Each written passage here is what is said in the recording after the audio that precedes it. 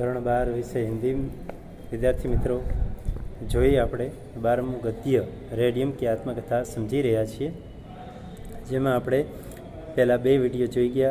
આજે ત્રીજો video 63મા page ઉપરથી શરૂ કરવાનો છે. તો વિદ્યાર્થી મિત્રો, સૌ તમે પાઠ્યપુસ્તકના 63મા પેજ ઉપર ધ્યાન રાખજો. આપણે જોઈ ગયા હતા છેલ્લે કે રેડિયમ કહી રહ્યો છે કે બીજા उष्णतामान करता मारू उष्णतामान વધારે છે. अब मेरी कुछ उपयोगिताओं को सुन लो. હવે રેડિયમ કહે છે કે મારી ઉપયોગિતા પણ સાંભળી લો. नासूर के रोगियों की चिकित्सा मेरे द्वारा की जाती है. नासूर यानी पुराना घाव, हाँ, જે જૂનો ઘાવ હોય એને રોગની ચિકિત્સા પણ મારા દ્વારા થાય છે. હજારો રોગીઓ की जान मेरी बदौलत बच गई है. હજારો રોગીઓ જે જૂના ઘાવાળા રોગી છે એની જાન મારા કારણે બચી ગઈ છે. मेरी बदौलत बच गई. मैं हजारों लाखों वर्षों तक अपना प्रकाश नहीं खोता. હું હજારો લાખો વર્ષો સુધી મારો પ્રકાશ નથી ખોતો. मैं एक धातु की छड़ के सिरे पर बैठकर प्रतिदिन किसी रोग के घाव को कुछ देर तक देखता हूँ. मैं एक धातु की छड़ के सिरे पर बैठकर धातुनी छड़ना टोच पर બેસીને प्रतिदिन किसी रोग की घाव को कुछ देर तक देखता हूँ. दररोज कोई रोगीના ઘાવને કેટલી વાર સુધી જોઉં છું. घाव के निकट जाते ही मेरी प्रकाश किरण घाव पर पड़कर उसके विष को दूर करती है. અને ઘાવની નજીક જઈને મારી જે પ્રકાશ કિરણો છે એ ઘાવને પકડીને એનો ઝેર દૂર કરે છે. મેરા યહ કિરણ વિકિરણ એક અદ્ભુત દૃશ્ય છે. મારું કિરણ અને વિકિરણ જે प्रकाश અને વર્તન છે એ अद्भुत दृश्य છે. एक विशेष प्रकार के पर्दे पर डॉक्टर लोग उसे दिखाते हैं. एक विशेष प्रकारना पर्दा पर डॉक्टर લોકો અને बतावे છે. मेरी किरण तथा परमाणु जिस समय पर्दे पर पड़ते हैं उस समय ऐसा मालूम होता है कि अंधेरी रात में करोड़ों तारे आसमान में चमक रहे हैं.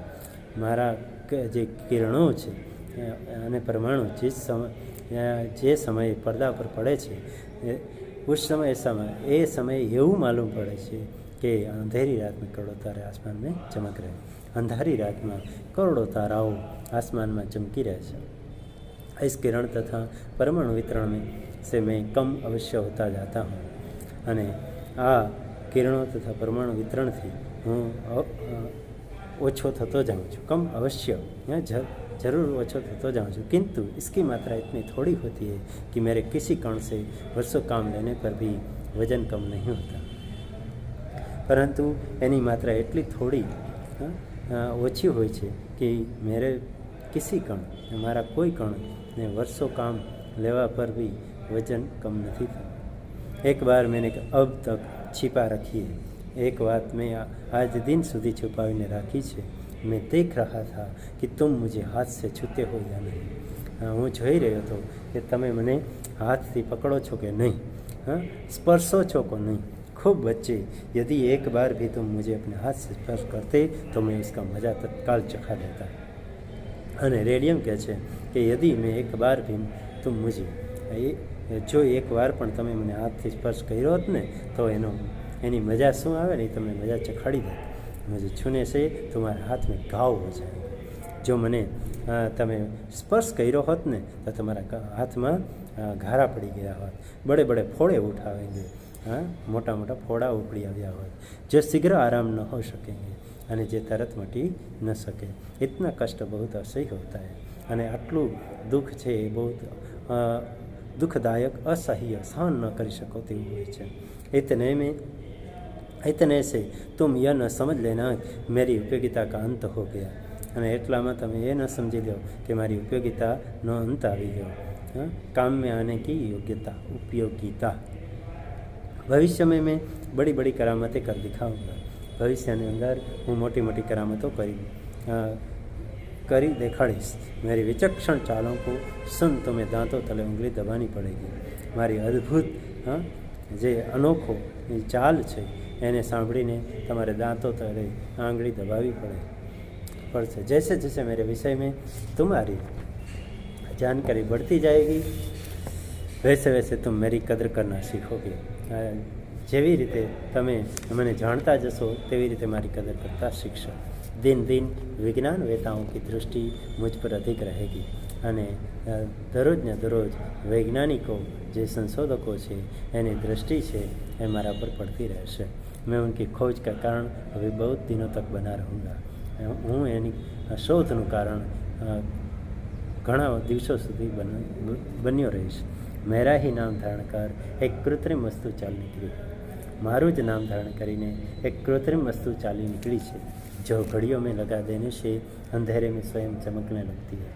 જે ઘડિયાળોની અંદર લગાવી દેતા અંધારામાં એ સ્વયં ચમકવા લાગે છે। જો ઘડિયાળ હોય કાંડા ઘડિયાળની અંદર રેડિયમ पट्टी लगाड़ेली हो तो ये चमके છે।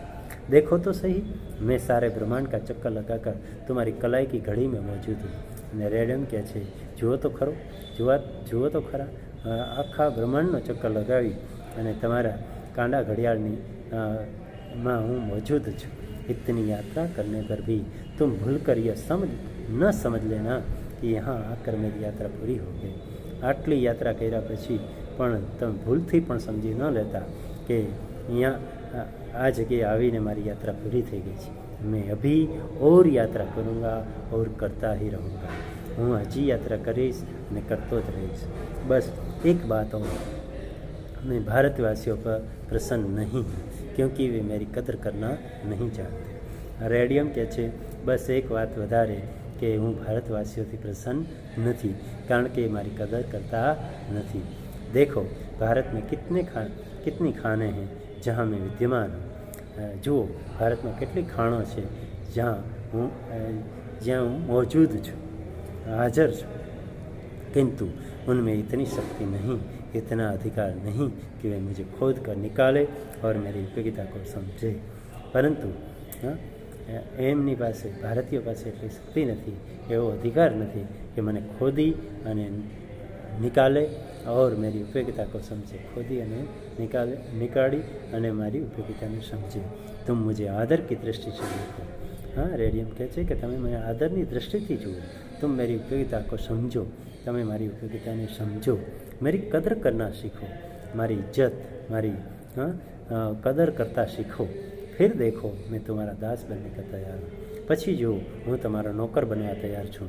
આમ રેડિયમ પોતાની આત્મકથા કહે છે કે તમે ભારતીયો મારી કદર નથી કરતા, પણ એકવાર કદર કરતાં શીખી જાઓ પછી હું તમારો નોકર બનીને રહીશ। તો આ છે રેડિયમ અને રેડિયમ की આત્મકથા।